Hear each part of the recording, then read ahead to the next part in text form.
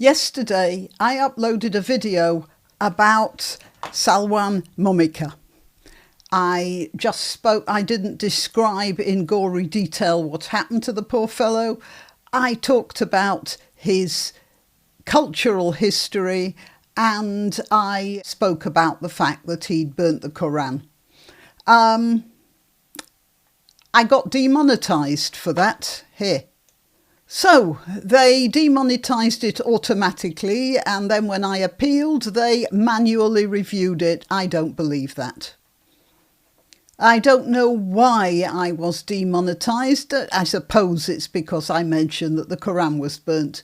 I will not take it down and re-upload it with another title. I just refuse to do that. So it's demonetized. Fair enough. The problem, though, with demonetization is that it doesn't get the circulation that it would do if it had adverts. So I'm making this video to ask you to go to the previous video, link in the description, and pass it on to as many people as you can think of. I would like it to go viral, of course. I'm not going to earn anything from it. I'm talking about the message. I'm disappointed that that's not going to get the circulation that I believe it should. And the rest of this video, I'm going to be comparing pictures. It's just a sort of riff on the culture out of which Salwan Momika came. That's it. Okay, I'm Granniopteryx. See you in a minute. So this is, or rather was, unfortunately, Salwan Momika. And my attention was drawn to him once again today because this is a tweet from Dr. Malouf. The 5 men suspected of murdering Salwan Momika have been released. They are still the main suspects, but the prosecutor doesn't see a reason to keep them in jail for now. How long do you think they'll be in Sweden now? They're probably out of there as I speak. They'll never see them again. In the meantime, Salwan's incitement to racial hatred trial still hasn't been cancelled. This is Sweden. So apparently, I didn't know this, but the Swedish authorities were getting at this fellow for incitement to racial hatred. He was burning the Koran. Actually, I don't agree with burning books of any sort. But he wasn't inciting to racial hatred. He was talking about the philosophy of Islam. Now I'm going to go into a riff on that face. You see, I mentioned that face was tens of thousands, well, over 10,000 years old. I said he has a history going back 10,000 or more years. And somebody made a comment under that video saying everybody has a history going back 10,000 years or more. And that's absolutely right. As a matter of fact, I don't know whether you've ever heard of Cheddar Man. It's a body they found in a cave in Cheddar Gorge. And I don't know how old it was. I think 5,000 years. But they took the mitochondrial DNA and they discovered relatives of his. People with the same mitochondrial DNA in the Cheddar area, which was an amazing thing. But the point about this guy is that whereas the people in Cheddar Gorge for 5,000 years or whatever were basically barbarians. They didn't invent any writing. They might have done cave paintings, I'm not sure.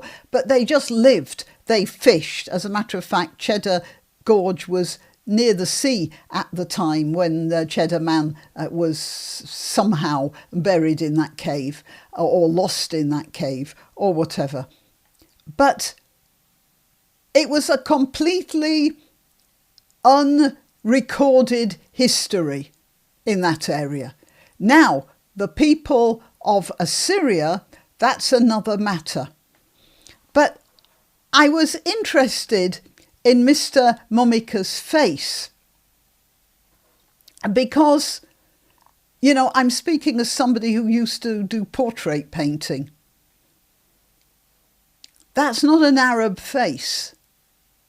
It doesn't look like an Arab. And it looked even less like an Arab when there was a picture of him smiling or laughing. It's a completely un-Arab face. And these things often show up in the face when moments of emotion. So I remember I used to have a friend who did babysitting. I've still got the friend, but she used to do babysitting. And I was visiting her one day, and she had this, I don't know what, 1-year-old child she was looking after. And the child was, it looked like a European child. You know, sort of light brown hair, as far as I remember, European type skin colour and all the rest of it. But then at one point he started crying, and when his face crinkled up, I said to my friend, "Gosh, he looks Chinese." And she said, yeah, his grandmother was Chinese. And, or maybe it was his grandfather, or whatever. It had come through when the face was scrunching up, the particular muscles that were in that face. They were from the Chinese part of his genetic inheritance. Now, I want you to look at Mr. Momika's face, because when I saw it, I thought that is not an Arab face.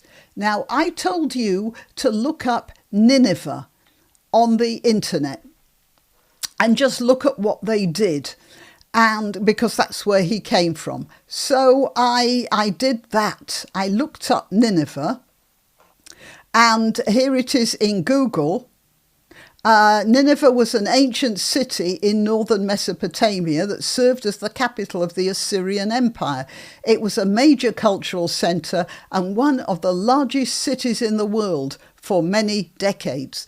That's how sophisticated it was. Of course, it could do that because of where it was. I did point out to you that it was in this area here, which was well watered and part of the Fertile Crescent, which went somewhat less over here, but all the way over here and down here.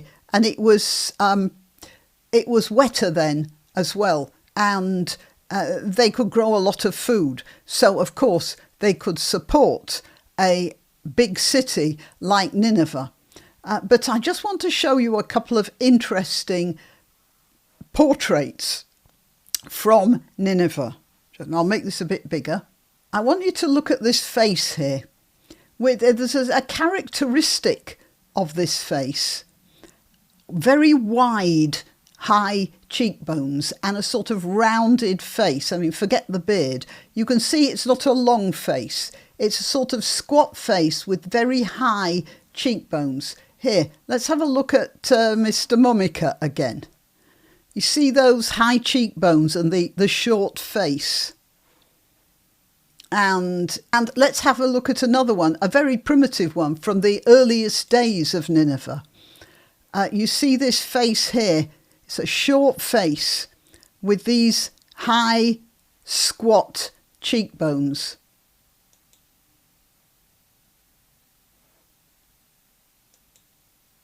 Quite large eyes. I mean, I know he's wearing sunglasses here, but you can see the orbits are quite big.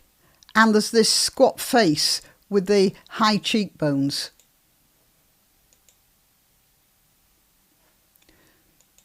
I think this looks an awful lot like this guy myself. The person who said, yeah, everyone's got a history. Yeah, we all go back to the earliest hominids, obviously. But we are talking here about somebody who is the product of a group of people who've been living in the same area for 10,000 or more years. And when they talk about the Tigris River, they will be telling tales of the Tigris River that ancestors 3,000 years ago were saying about the Tigris River. When they're talking about the mountains in the area, they are mountains that are in their history. There aren't many of us who live in a place where everything that their family have talked about was what their ancestors talked about 10,000 years before. And that's what I was trying to convey. Oh, there's one more picture, I think. No, can't find it now. Oh, well, it doesn't matter. I hope I've excited your interest in this particular culture and this particular history and this particular man who has the face of an Assyrian god. And when somebody of that antiquity tells us something, maybe we should listen. All right, well, yeah, that was just my little riff on the type, the physical type that this man is, and also on the fact that my previous video about him was demonetized. And I would appreciate it if you would send it to one other person. I just want it to get more circulation. Okay, till next time. You can help my channel by subscribing and clicking the notification bell. That's quite important. And by sharing if you're so inclined. Links to my other channels and to donation methods are in the description. But the best way you can help is simply by clicking like and notify. Thank you.